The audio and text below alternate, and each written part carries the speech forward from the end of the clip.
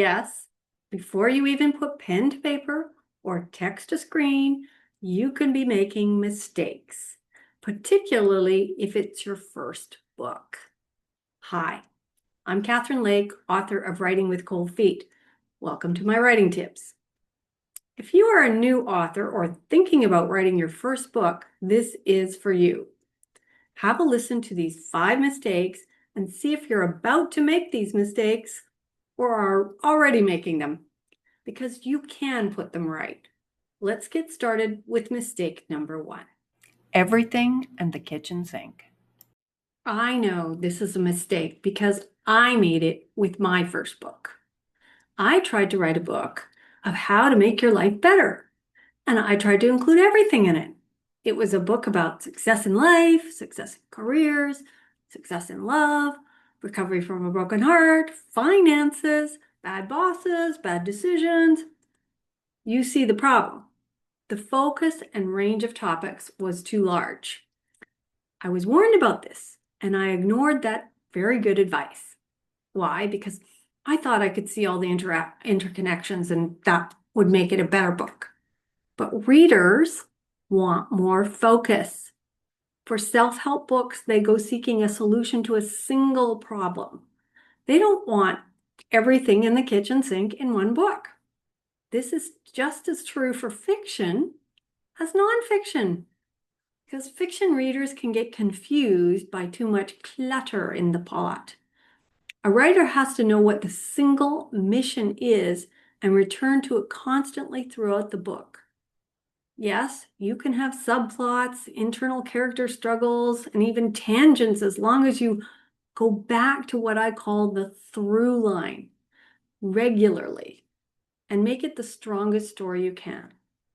So this tendency to want to put everything in the kitchen sink into your first book also stems from another mistake first-time writers frequently make. Mistake number 2. Why just one book? Being a first-time author, we are so incredibly grateful to have some ideas and material for one book. We do not really think about the fact that we might have several books in us. That is another reason we put everything in the kitchen sink into the first book. We think we have to. We think this will be our only opportunity. Example, I bought my first domain name because it was the title of the first book. Now I tell people to buy the domain name for your author name, be it your actual name or your pen name. I long ago dropped that first domain name. And if I had to do it over again, I would have made my first book into 3. One for career, one for love, one for finances. Do you know what they call that? A successful book series. That is gold. But like many others, I thought all books had to be a certain quantity of words. 3 books seems daunting to me. I thought, in fact, readers love books that focus and give quality information, and that's more important than quantity. Since learning this, I have rescued many a first-time author from manuscripts that were up to like 3 inches thick. And I got them breaking it into multiple books and working on a quality series. They don't have to be long books. They just have to be good storylines. Yes, even nonfiction and self-help books need stories. Which brings us to mistake number 3. Story, story, story. The same way they say real estate is driven by location, location, location, all books should make as their priority story, story, story. This mistake may seem like it is just for fiction writers, and it is, but if nonfiction authors are just producing data or ideas without stories or case studies, the chances for engagement by their readers goes down drastically. Trust me, I have studied this. People share great stories. Stories go viral. Stories make people feel like they can accomplish something or that something can happen to them. Anyone who has binge watched a TV series knows how addictive stories can be. That's why you should study what makes a plain story into a good one and a good story into a great one and an addictive one. Do this before you go too far down your manuscript path. Get some feedback about your story in a summary. Does it just intrigue people or keep them begging for more?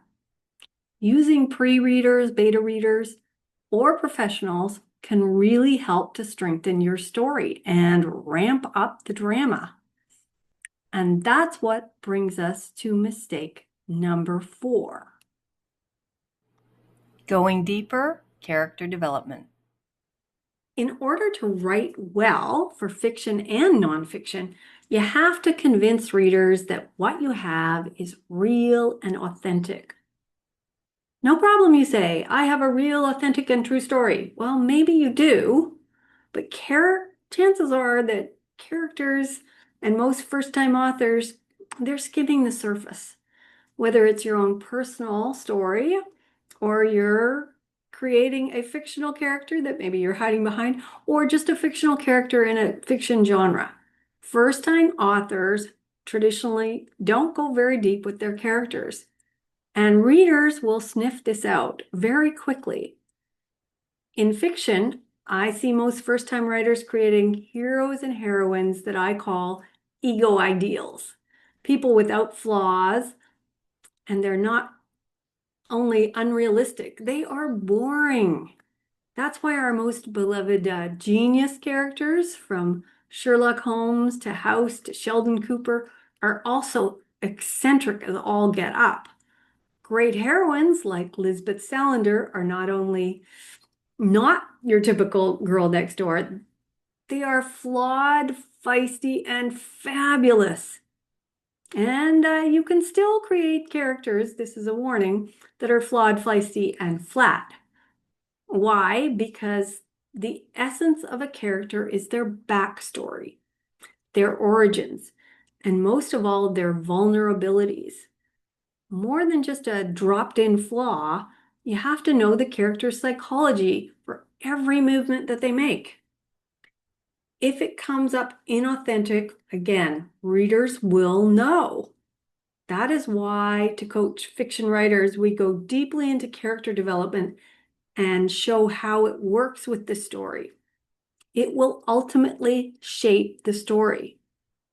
And nonfiction writers are not exempt from all this vulnerability work. Consider writing a memoir. That makes you the main character. And everyone loves a comeback story. But you can't skip around how bad it got or how wrong you were before it got right. Think of how many movies have made based on successful memoirs now. There's this one, there's this one, and there's this one, and there's even this one. A great nonfiction writer and teacher told me that every reader has a secret wish to get to know the author, the real author. So get vulnerable with them. Brene Brown would be very happy with me. Mistake number 5 is not quite as deep as that, but it is a very common mistake first-time book writers make. Research the competition. When someone first comes to me with a half-written or a fully written or even an idea for a manuscript, one of the first questions I ask them is, have you read the competition? And some people look at me like this is a very weird idea. Many sheepishly admit they haven't even looked for what's out there on their subject or their genre. And some are very well versed in their genre, have read everything under the sun on their subject. Guess which ones I want to work with? It just makes sense, doesn't it? Yet there are plenty of people who are moving on an idea or a story, just on a whim without having a clue what's been done before. They're just not that well read, and they're especially not well read in what they are trying to do themselves. So go get versed in your genre. Learn what readers expect. Learn what is successful now. Learn what was successful but was out of date now. Maybe it can be updated. Learn what you have that's unique and could be a selling point if you can present it in a new way that will get your readers interested. And this ties into our next mistake, number 6. Who is going to read your book? Wait a second. Did I say number 6? I only wanted 5. I guess I'm going to have to make another video. Subscribe to this channel for more writing tips, and be sure to check out our free ebooks and affordable online writing courses at victoriaschoolofwriting.com.